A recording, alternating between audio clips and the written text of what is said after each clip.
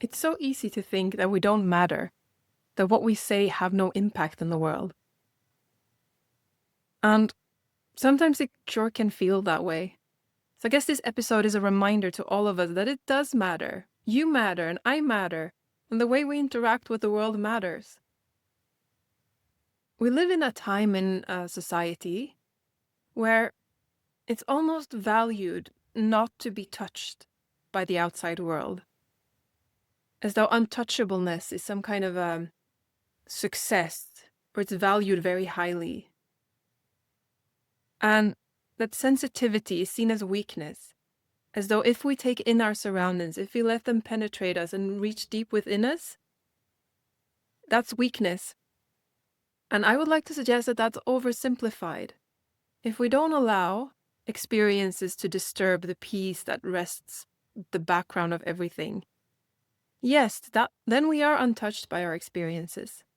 But that basically means that we're so big, we are so anchored in peace, that we can tolerate any emotion, we can tolerate any experience, and our peace is still bigger than that.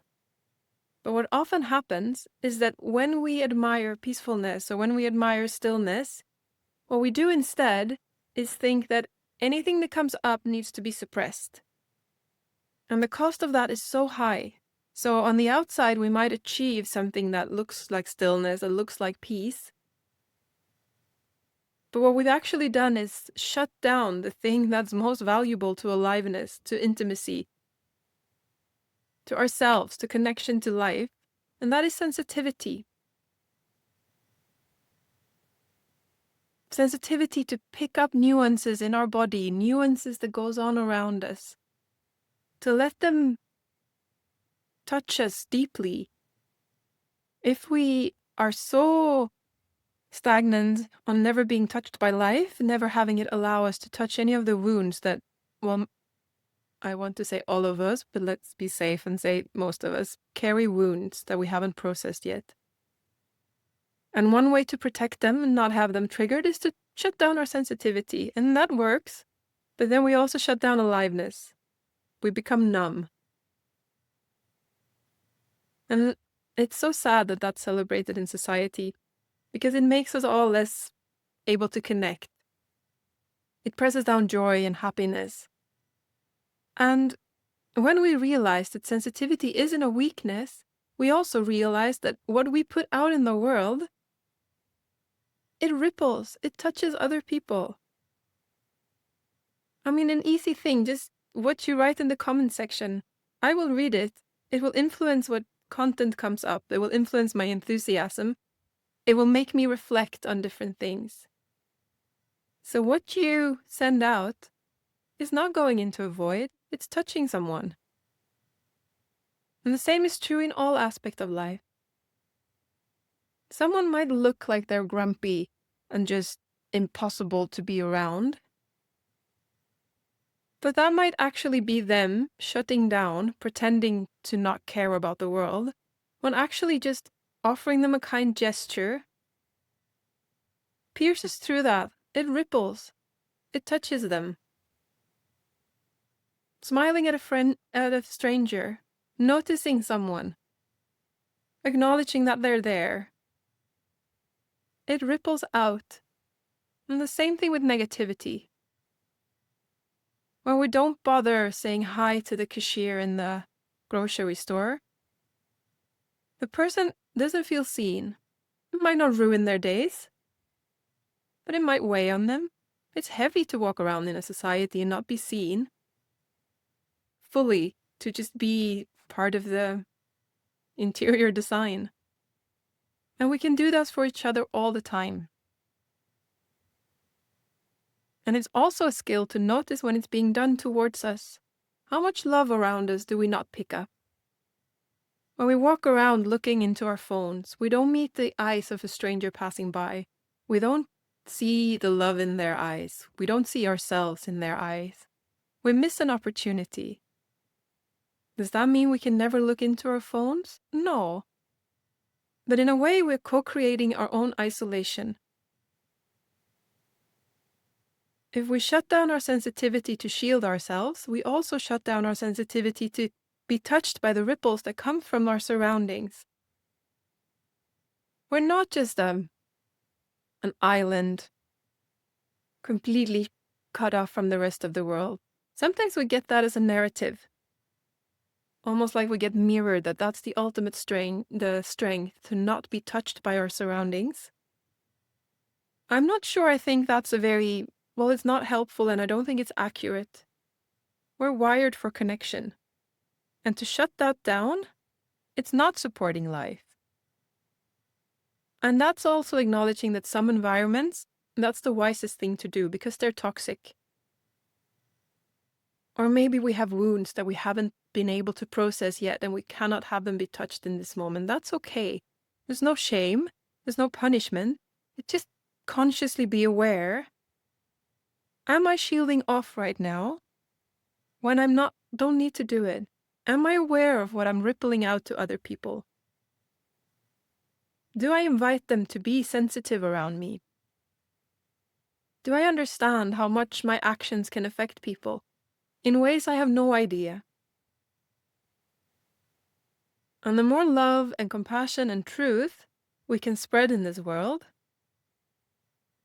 the more likely it is that we all resonate with it, that we all get touched by it. And I'm not better or worse than anyone else here. I had a conversation with my phone company the other month where I thought they had overcharged me.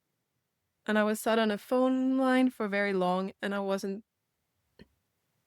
unpolite to the guy answering. I could feel my frustration leaking into the conversation, almost like I was expecting him to fix it. Not seeing him as a full human with his own life, with his own struggles and his own challenges. And I could feel that affecting me even when we hung up. Like, no, that's not how I want to meet my fellow humans. But I'm also human, I'm faulty. And he didn't deserve that. Yes, on a practical level, I had things I wanted to convey to the company he works for, but that wasn't personal to him, and I took in a sense of personalness into it. Did I ruin his day? Probably not, but I'm pretty sure I didn't add to his lovely sense of an afternoon. And does that make me a bad person? No, it makes me human. But it also didn't make me feel any better. The frustration of the phone bill didn't go away. I rippled out something